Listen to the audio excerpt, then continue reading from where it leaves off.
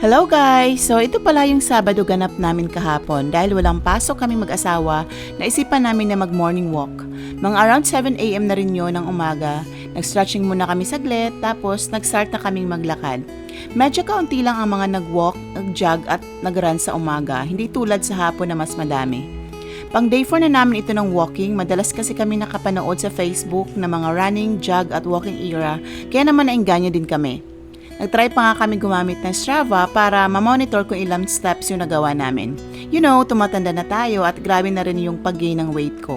Kaya sana mapanindigan namin ang walking era na ito. Habang naglalakad, nagkakwentuhan lang kami ni Ken tungkol sa mga ganap sa work, parang bagong bonding moment na rin namin. Kasi pag nasa bahay lang kami, madalas movie time lang. Habang naglalakad, biglang may tumawag sa akin, sabi, Madam, estudyante ko pala ngayon sa Daraga National High School. Kasali pala siya sa Bicol Football Club. Nakakatuwa at nakaka-proud kasi nagsasanay daw sila para sa darating na Ibalong Festival. So proud of you na! Shoutout nga pala kay Simanes of Grade 7 Lotus. After 1 hour of walking, nag-stretching ulit kami at syempre nag-picture-picture din. May nakita kasi akong puno na sobrang nagpapasaya sa inner self ko. Successful ang morning walk namin. Nakakuha kami ng 7,434 steps in 1 hour. Wala si Keisha kasi tulog pa siya pero nakamonitor lang kami sa CCTV sa kwarto. Naawa din kasi kami pagising siya, sumasabay din siya sa amin. After walk, dumiretso kami sa Malabog para magpagasolina. Dito talaga nagpapagas si Ken kasi mas mura at may discount pa gamit ang LCC card, 2 pesos per liter. Pagkatapos, naisip ko bigla na gusto ko ng pusit, kaya dumaan muna kami sa Daraga Wet Market. Buti na nga lang may available na parking kasi ayaw na ayaw ni Ken dito kapag mahirap mag-park. Ang ganda pala ng Daraga Market,